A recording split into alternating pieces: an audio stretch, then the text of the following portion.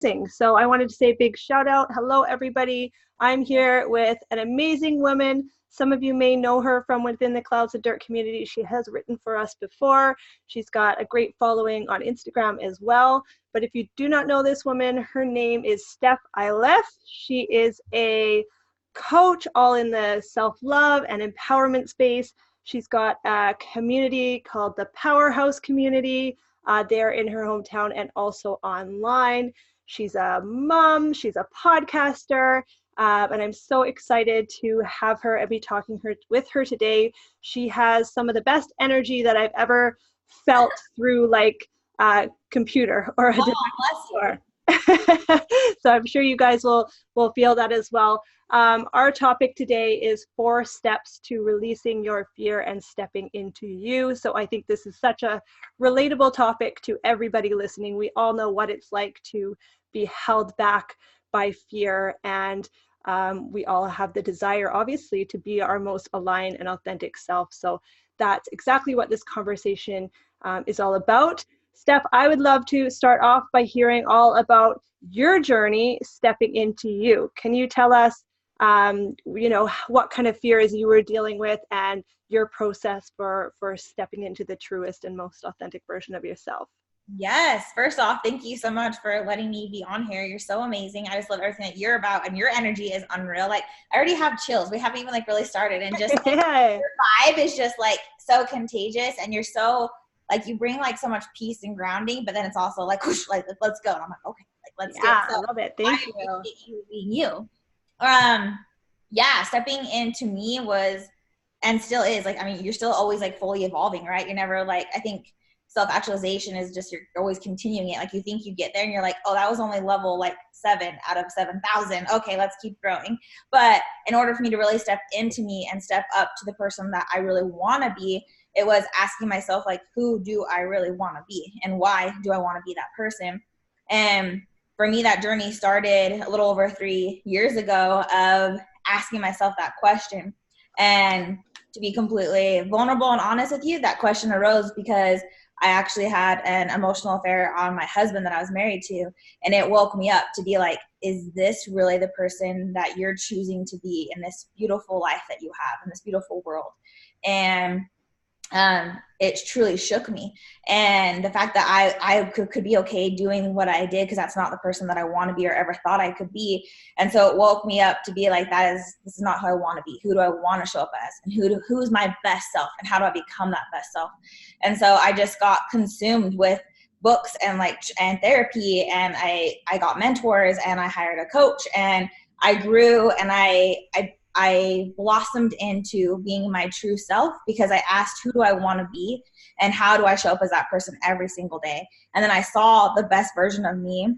And in order for me to get there, I had to do a lot of inner work, and I had to let go of a lot of shame, a lot of guilt, a lot of fear. I had shame from my previous past. I had to go back to inner child work and stuff like that, which I won't talk about all that on here. But that helped me step into me and realize that, no, I want self-love. And I made my mistake because I didn't love myself. And so I was self-sabotaging and constantly in so many different ways. And that was the biggest way that woke me up enough to be I want to be the best person I can be, and this isn't okay. And me and my ex-husband now have this beautiful relationship. And I'm so grateful for that mistake in my life, because it became the biggest gift of my life, because it woke me up to make sure that, sorry, I always get emotional. That I'm going to be my best me no matter what. And I will never go back to being a person that isn't my best self, and constantly growing every single day. So, yeah. And that's amazing. And like you said, sometimes often it does take those pretty powerful moments, those bigger realizations or those bigger events in our life that force us to really look at why we are where we are right now, and question if that is, where we want to be in the future, or who we believe our best self is.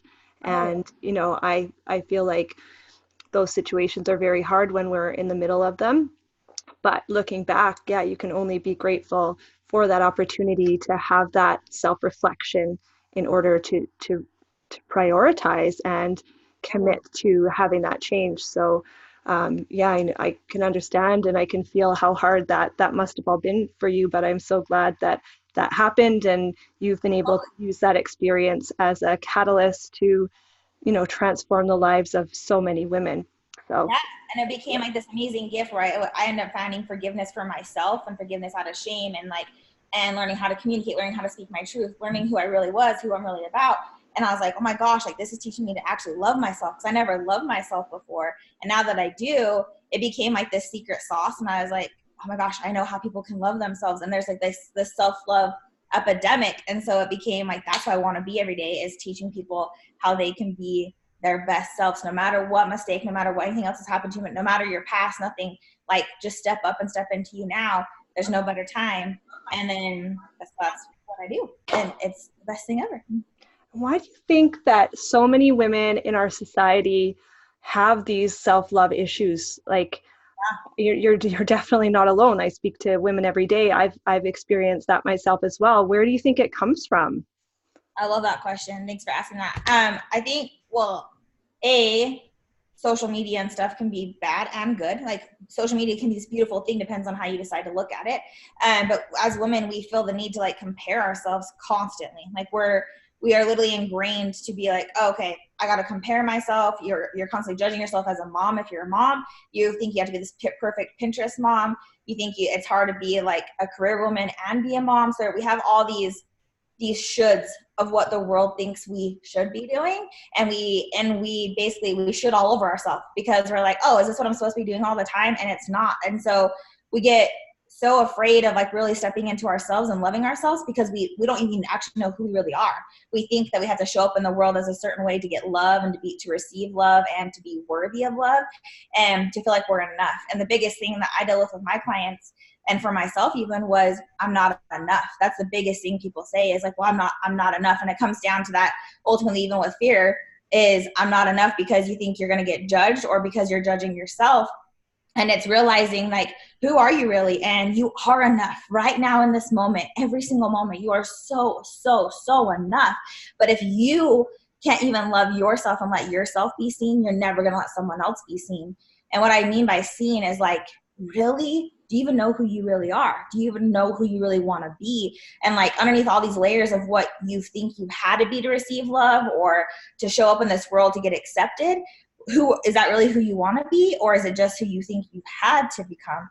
And that was the question that I asked for myself, was that, and taking off all the layers of that, you like remove all these like masks almost, and you're like, oh, this is me. This is the me I want to be seen. And so many women, they don't even look themselves in the mirror. That's how much we don't even see ourselves because we feel like we're not enough, or that's where the self-love epidemic I feel like comes from, is if you can't even be seen, how are you expecting the world to be able to see you, you know? And so I do a ton of like mirror therapy with people to even make themselves start to look into their own soul. Like, even know what's in your soul. Can you look at yourself for 5 minutes straight in the mirror? And a lot of women feel like if they do that, they're vain, or like that there should be some shame with it. But it's like you got to see you, who you really are, and like love and honor you, or else you're not going to let anybody else love and honor you either. And so it's taking that away and realizing that you're enough, like no matter what, you're so enough, you know? Yeah, it's that whole like worthiness piece. Like, how can you attract what you want into your life if you do not even feel worthy of the very basics?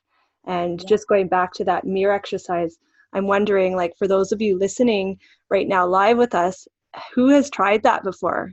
Who's had a conversation with themselves and truly gazed into their own eyes in the mirror? That is like the ultimate vulnerability right there. And I've done it a few times, and I should make a more, I hate that word should, but to have that as a regular practice and really just looking at yourself and accepting yourself, where you are, who you are, that is just, yeah, that's the ultimate just surrender and acceptance. Yeah, Danielle's done it too. It's a very powerful exercise. So those of you listening, I highly recommend giving it a try. And I can post some stuff about it. And even there's Harvard University and Columbia University did some studies on it about how powerful actual like even mirror meditation or mirror therapy truly is for you and for your self-love. Because like I said, most women, and for me personally, After I had my first child 5 years ago, I gained 90 pounds being pregnant. Like literally, I gained an entire person because I was like, oh, sugar cookies, I can eat them every day. I'll just nurse and it will go away. That is a lie. And so I 1000% when I refuse to look at myself in the mirror. So I'm like, if I don't see it, it's not as bad. Like if out of sight, out of mind. And so I had to learn how to love my body again. I had to learn to receive love. And so staring at yourself and like do it through mirror meditation where I'll literally just sit and I'll stare at myself in the mirror and I'll hold my heart and I'll just look into my soul and be like, you are so enough. You are so loved. You are so worthy of love. And I get chills right now just thinking of it. But like you just repeat it and you stare at yourself for 5 minutes. And I'll have my girls work up to it. I'll just say, do it for 1 minute. And they're like, 1 minute of staring at myself? There's no way I can do that. I'm like, yeah, sister, do it. And then they work your way up to it. But you'll just sit there and bawl because you're like, oh my God, I never even realized like how much there is to be seen. And you find so much love for yourself. And then you let other people see that in you. Because what you see in others is really a reflection of you, right? And so like to be light, you have to see yourself as light and then you can show light to other people. So I love that. cool. And I'd love to know, just going back to like this exercise that you're doing with your two girls. And we discussed before how, you know, self-love and worthiness is so embedded in our culture from such a young age. So what are you doing as a mom to show your girls the power of self-love? I mean, the mirror exercise is a great one, but what are some other ways that you're showing them right now? I love that question. No one's ever really asked me that. So we do affirmations in the morning and affirmations at night. And the affirmations, I have them talk about saying like that you are so loved, you are so worthy of love, you are perfect just the way you are, you are enough, you are smart, you are kind. Anything you want to be, you can be. And I have them repeat that. And my daughter Ella, that's 5, sometimes she'll be like, okay, I'm perfect just the way I am. And but it's ingrained in her head. Like she has it memorized. And I want her to believe that and know that. And it's also teaching them a heart of gratitude, because if you're already thankful for all of life, I truly feel if you can have a heart of just pure gratitude for everything that life is doing for you, you have self-love for you because you have self-love for the world too. And then you become love all around, you know? And so it's teaching them to be grateful for everything that they already have. It's teaching them to show love to others, to give to others. Because when you give to others, you also receive. And like, that's how you show self-love is through that. And whatever they want to be, I'm like, yeah, let's do it. Like, let's make it happen. And I really teach them it's the power of thought. It's the power of your mind. It's whatever you think about is what you become about. So if you're thinking, oh, I'm not smart, I can't do this, there's no way I can do that. Yeah, then that's what's going to happen. There was a couple weeks ago, I guess maybe longer than that, but my garage door is really heavy. And so my oldest Ella, she was like, I can't open that. There's no way I can open that door. And I'm like, yes, you can. You can open up any door you want. And she's like, no, I can't. This door's too heavy. I'm like, okay, sis, can you open up the bedroom door? And she's like, yeah. I'm like, can you open up the basement door? She's like, yeah. I'm like, can you open up doors at other people's houses? She's like, yeah. I'm like, so there's no reason why you can't open up this door then, right? And she's like, I guess if I just try. I'm like, if you just try, and if you believe you can open up that door, you can open it up. And so I'm like, I believe in you. Do you believe in you? And she's like, yeah, Mom. And she pushed with like all her might and she fell, like pushing the door open, but she laid down on the ground. She's like, I did it. And I just picked her up. I'm like, I want you to remember this moment, baby, because anything you want to do, you can do. You just have to believe you can do it. And if you believe you can do it, you can open up any door in life. And when someone closes the door on you, you just open it right back up because you got to believe in you no matter what.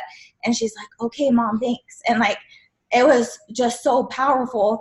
And she even started crying because she's like, thanks, Mom, for loving me. And that's what I want to do is I just want to teach them to believe in them. Because if you can believe in you, anybody else can believe in you. And when you believe in you, you love you, you know? And it's powerful. Sorry, I talk all the time. That is such an amazing story. Like, I've got tears and goosebumps. Like, just, I mean, like, what an amazing metaphor. Anyway, right? And it was. And it was opening, and you can open any door. But just the fact of, like, raising girls these days, and in my case, raising boys, and just giving them this foundation at such a young age in terms of their relationship with themselves, but just their mindset and ability to believe or know that they can achieve whatever they believe at such a young age. Like, watch out, like, world, like our next generation. I mean, I didn't learn this stuff till my 20s. I feel like generations before us may never learn it. Right.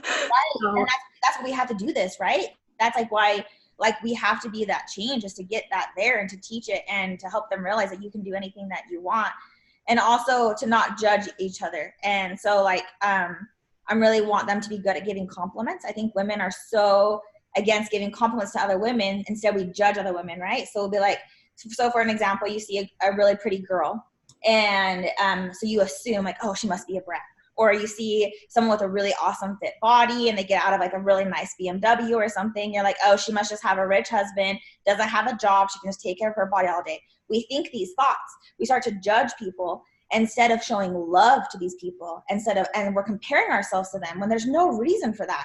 And so instead, one practice that I've done for myself and that I do with my clients is anytime that you start to judge someone, I want you to go meet that person, go talk to them, because you can't hate something close up, Brene Brown says. And so when you start to talk to people, you get to know people, you start to find out their story, you start to love them, and you see, oh, we're actually just alike. And I judged you for no reason. And so instead, I want you to compliment those women. I want you to learn how to change that mindset from I'm comparing to now I'm complimenting. And because what you see in them, you want to see in yourself. So go say that to them. Be like, dude, like, you have a freaking rockin' bod. Whatever you're doing, you keep it up, sister. Like, you're killing it. And we all want to hear that. And then you show love and you show light. And what happens is then you're open to receive love and light.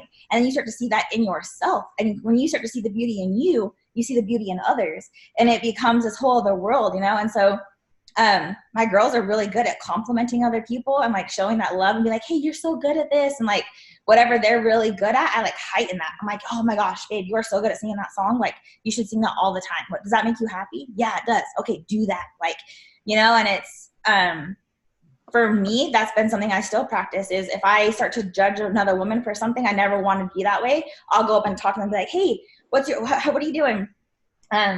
For an example of that, just a couple weeks ago, I was at the gym and I saw this girl and she had like a rockin' bod. She has like these abs are just like popping. Her whole body's just like toned. And so immediately I'm like, oh, she for sure doesn't have kids. And there's no way she's ever had kids for that body, right? And then I'm like, Stephanie, you are judging right now. You stop it. You stop it right now. So I made myself get off the treadmill. And I go up to her and she's literally like has her headsets and stuff. And I'm like, hi. Like, what? And she like pulls out her earpiece. She's like, are you okay? Like, I look like a crazy person, right? And I'm like, hey, I just wanted to ask you, like, what got you into the gym? Like, I'm not even talking to her. I make her like stop her workout. She's like talking to me. And she's like, oh, well, I have 3 kids and I really want to be healthy for them. I was like, oh, perfect humble pie. Yep. Of course you have 3 kids. I'm like, wow. I'm like, you seriously look so amazing. I would have never imagined you have kids. Like, she's like, yeah, I just want to be healthy for them. I want to live as long as I possibly can. And so we became friends. And that's the point of this is don't assume, go ask, go learn, because you can't hate from close up. And when you're judging, you end up realizing like you shouldn't judge people to begin with, right? And instead showing love. And she's like, you have no idea how much I needed to hear that today. Today was a really bad day for me. She's like, I got off a really bad phone call. So it's like, the universe works in that way. If you're presented these times where you're judging people, and if you choose to then show love instead of comparison, the flow of it will be the most beautiful thing. It'll be so crazy what will happen. Every time I've done it, it's beautiful. So yeah, and I think like going back to like the self-love piece as well.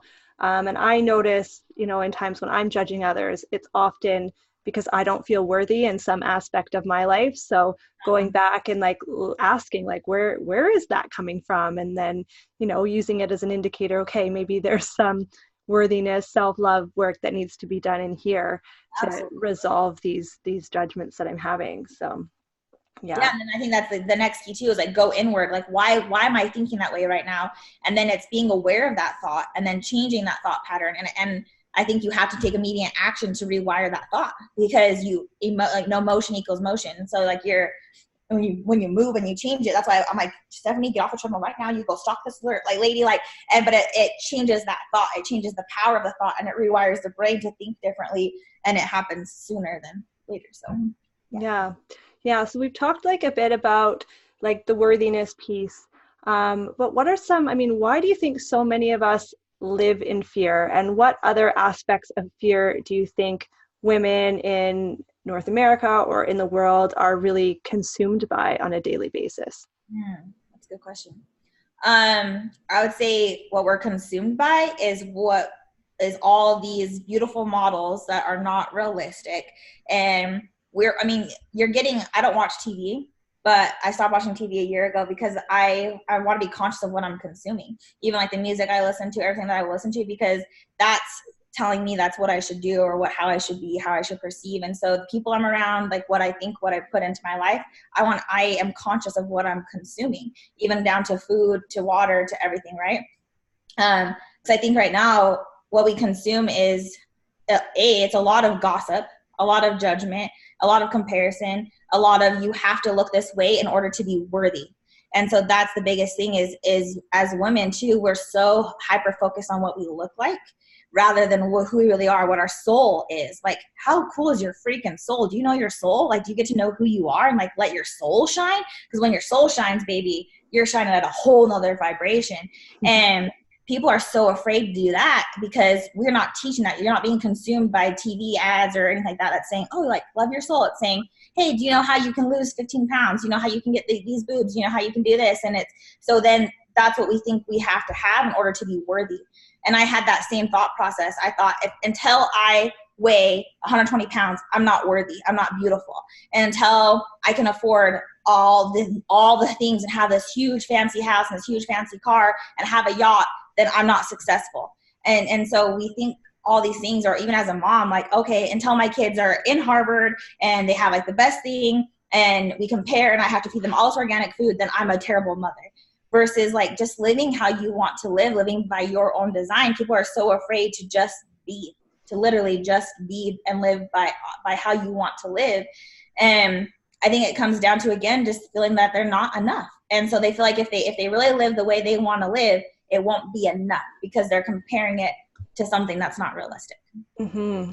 And that's just such a fallacy as well, isn't it? That you watch all of these women and you want all of these things and you believe everything is going to be better in the future when you have XYZ, and really you're just robbing yourself of the joy in the present moment, deferring all of it until this time where you're going to have it all. And then when you get there, hopefully realizing that the only time and place it ever existed was in the now.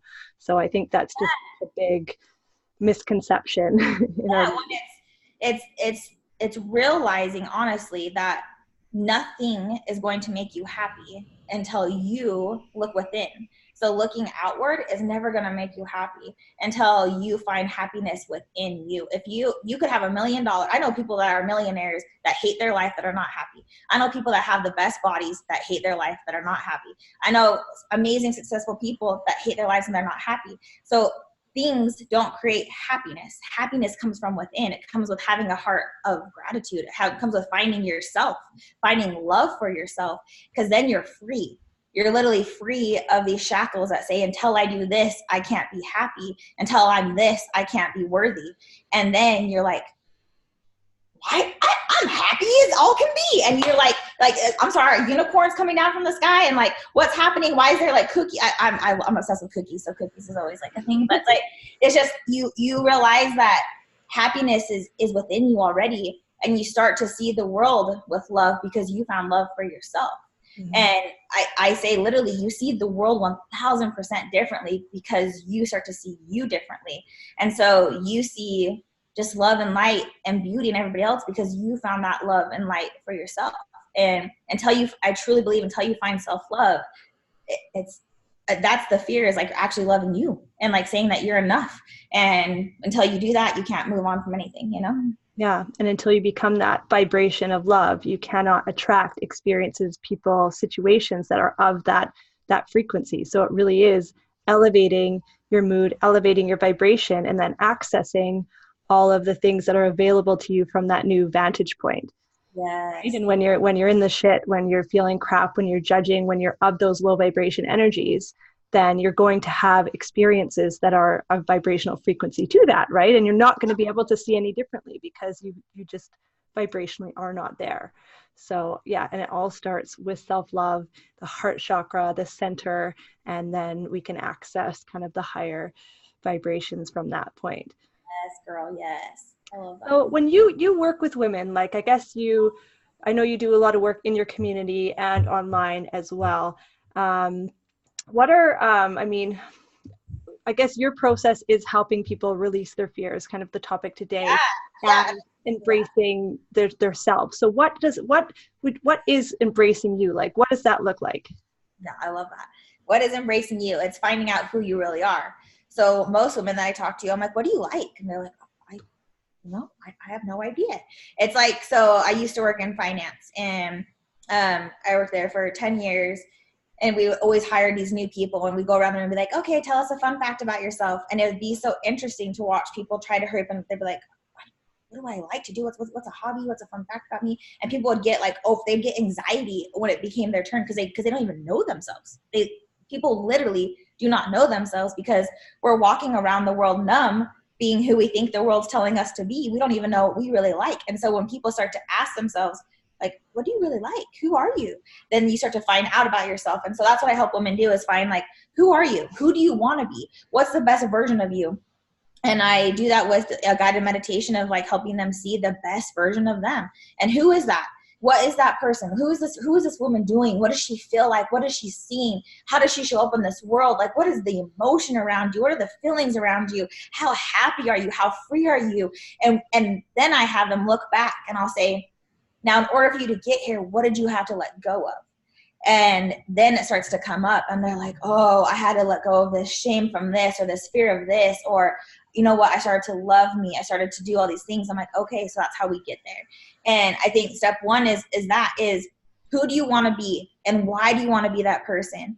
And that's the best version of you. And only you know what that is. And what my dream is, my vision of my best self, is not the version of your best self, because we are all created with a very specific dream, a very specific gift, a very specific vision of our best selves. And when you finally let yourself be, and you finally let yourself actually see that, then you can step into that. But I think most people can't even vision it or see it for themselves, because they haven't even imagined that. So sometimes when I'm asking that question, they've never even seen a better version of themselves. And so it's helping them start to see, like, really whatever you can imagine, you can create. And and then the next step is what do you have to do to get there? And it's, what baggage do you have to leave behind? Because we're carrying these bags, this, like, let's just say that I have this bag here, whatever. And you're going through life, and every day you're like, oh, I'm not enough. And you just put it in. And, oh, I'm not worthy enough. Oh, I don't look this pretty. All these things, right? And then for whatever reason, we carry this bag around with us every single day. Who's telling you to carry that bag? There's not one person that is telling you that, except for yourself. So how can you learn to take this bag and drop it and never go back and pick it up? Because you don't need that. Who's telling you these stories? Who's telling you that? And it's going back and looking, where do these stories stem from, and how can you change that story, and how can you find the gift in the story? How can you find the forgiveness in the story? What was the lesson in that story?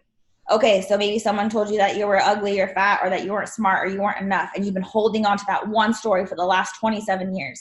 Let's go back and change that story. Let's go back, because you get to choose how you want to know that story. And so it's helping them realize that they have the power of thought, they have the power of choice, and that they have the power to go back and see life as a gift, that it all really happened for you, not to you. And then it's realizing, so they start to do that, right? They start to get this compassion for themselves, they start to find forgiveness, they start to see the gifts in life. And then it gets scary. They're like, oh, I could really do this. I could really step into me. And then it becomes this same fear again, is that I'm not enough, or I'm going to get rejected because I'm not enough. And so there's this fear of that. So it's understanding, what is that real fear, and how can we move past it?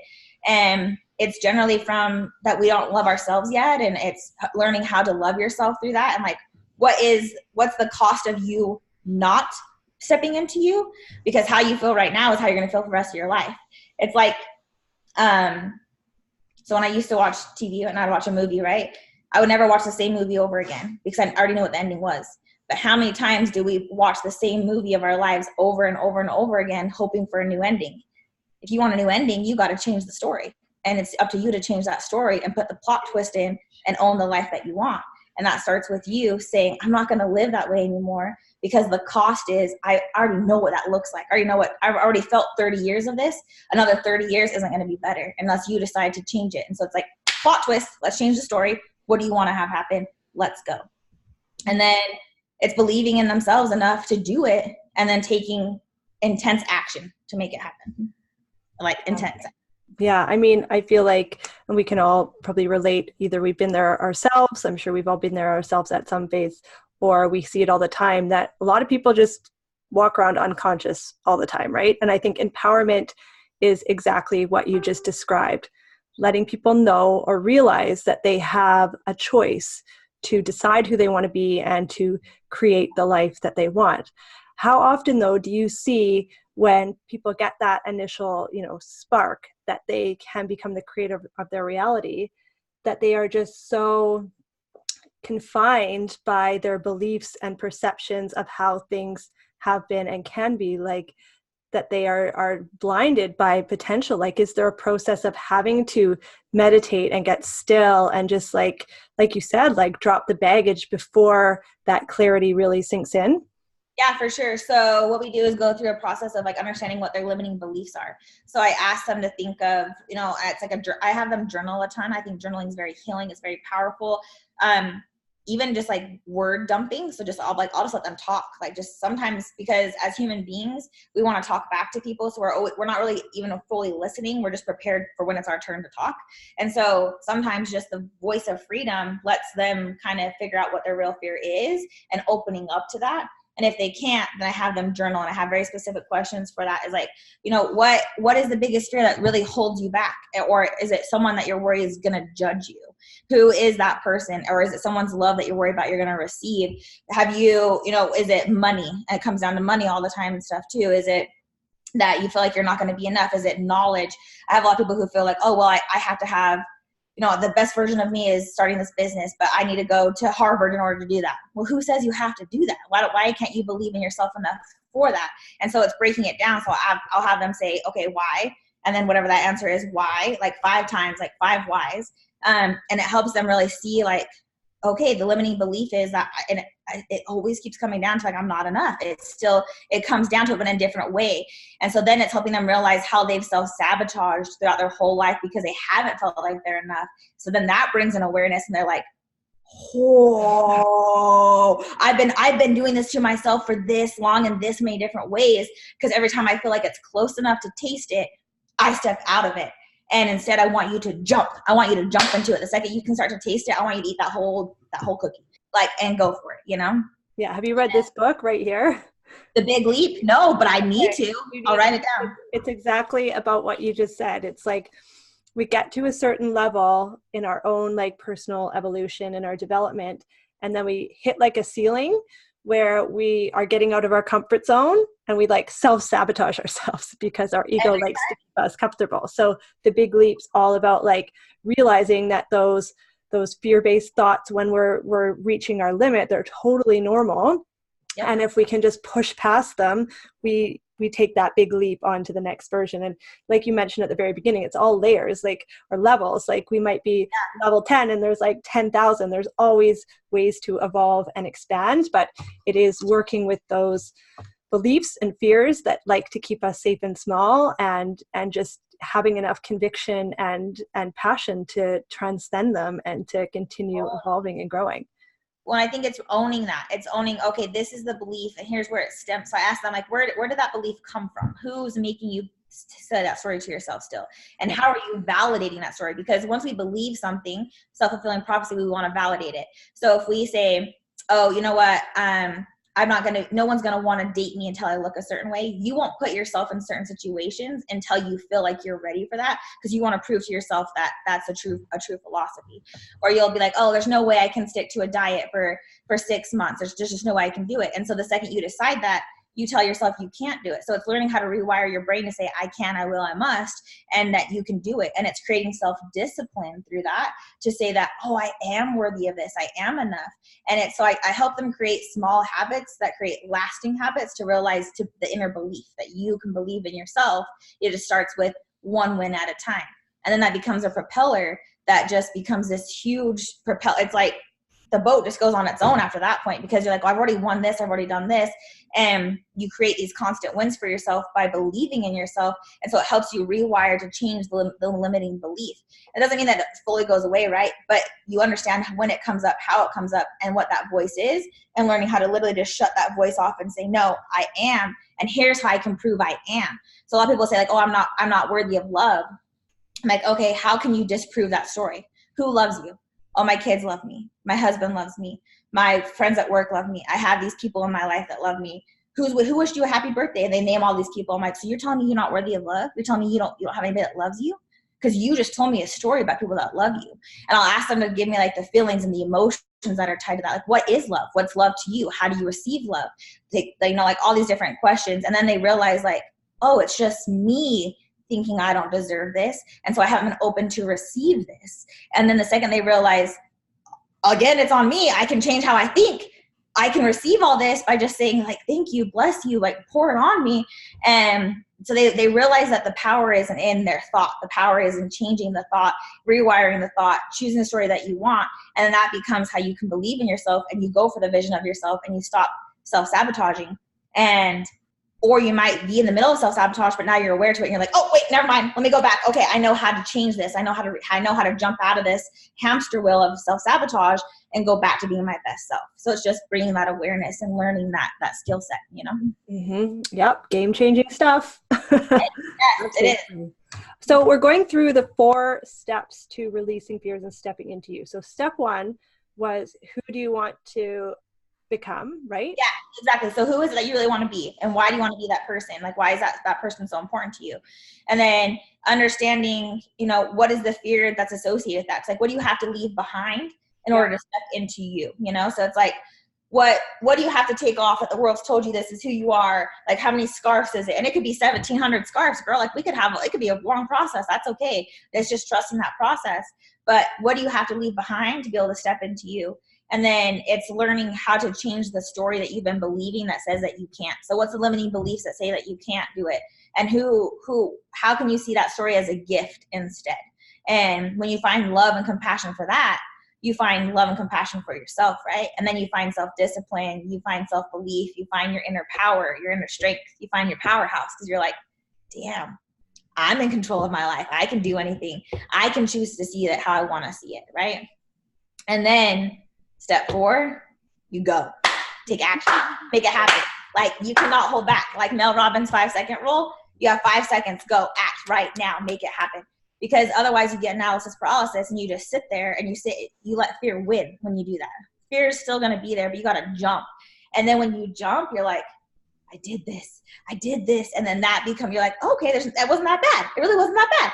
And then you're like, oh, what else could I do? What else am I capable of? What other fears can I come over?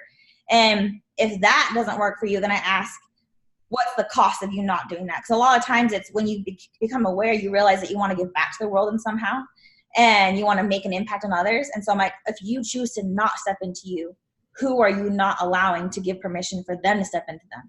And then it becomes something different. And then they're like, oh, well, there's no way I could have someone not believe in them. I'm like, okay, well, then you better take some action, sister. Like, let's go. And so that kind of helps propel you too to take that jump and to let go of the fear, because you're doing it for a bigger cause, something bigger than yourself, you know?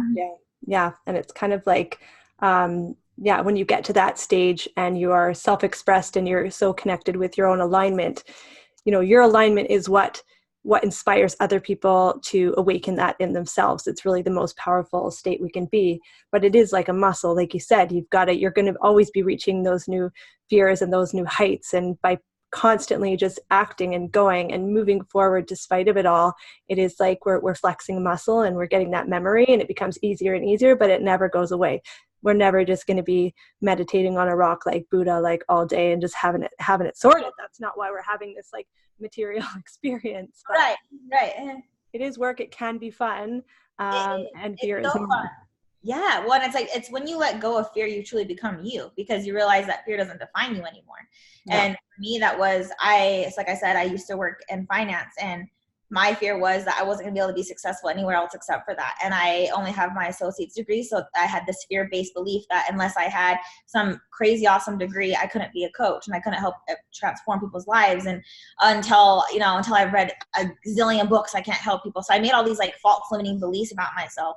And then when I realized like, no, that's just me saying I'm not worth it.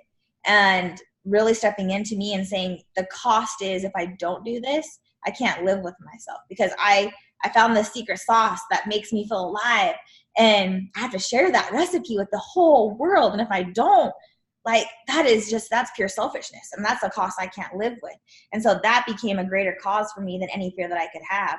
And so it helped me find my own courage, my own inner belief. And I quit my job of 10 years making 6 figures and just launched my own company and just went for it. I'm a single mom, just doing it by myself, like make it happen. But there's no better feeling in the world than when you're like, I fully believe in me, and it just happens. Like, and it's a rad ride. So let go of the fear. The fear isn't bad. Like when you break down the fear and you ask yourself why, like the worst case scenario, everything's figure outable if you just trust in yourself.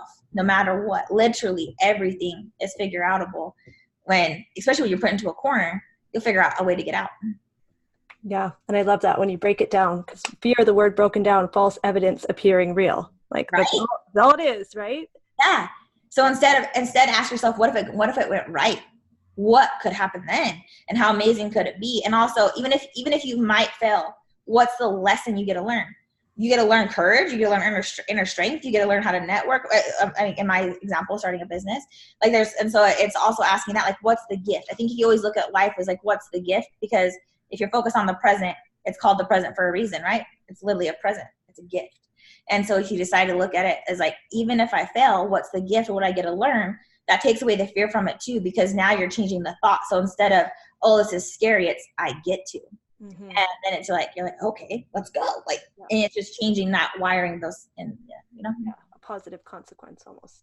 Yeah, exactly. So for everyone listening to this, I want them to walk away with something that they can implement into their life, like right now, to start dropping their fears and stepping into themselves. So what is one thing that they can start implementing every day now to do that? I love that. Every day, ask yourself when you wake up, who is the person you want to be and why? And how are you going to show up as that person today? What are you going to do? And the second fear shows up for you stepping into you full, you have 5 seconds, and I want you to take action, no matter what it is. So if that 5 seconds is like, oh, I want to go tell this girl like how amazing she looks, go. You have 5 seconds to go do it. Talk yourself into it. If you want to read a book, but you're like, oh, I've never even finished a book. I can't tell you how many clients tell me, I've never finished a book until I've been in your program, because I make them read like a book every week or listen to a book every week, because you want to be consumed with this, right? And so it's like, and then what are you going to do to show up as that person today? What's the word of intent for that today? And that helps you with letting go of the fear and just really doing that. And it's because ultimately it's all on you, right? Like I just said, it's all about your mindset. So if you start asking yourself these questions every day, it really starts to help you become more aware throughout the day, because you're like, whoa, is that the best version of me, or was it not? It's like all of a sudden, you're driving down a road, and all of a sudden you see a building that's been there for 15 years. You're like, it's never been there. What? How's that been here this whole time? It's how the awareness will come with you, because you're like, I've acted that way this whole time. I've judged people this way this whole time. Like that's not how I want to be. This is how I want to be. And so it helps you start to change automatically. And so that would be my steps of advice for that. And it helps you let go of the fear of not being you.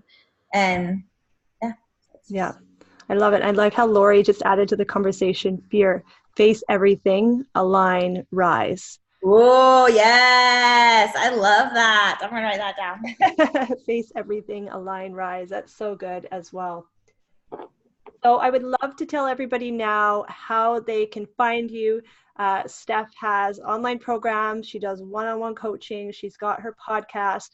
So if people want to learn more about you and connect with you and work with you, where can they find you? Yeah, thank you. So my Instagram is at Stef Iliff. It's STEFILIFF.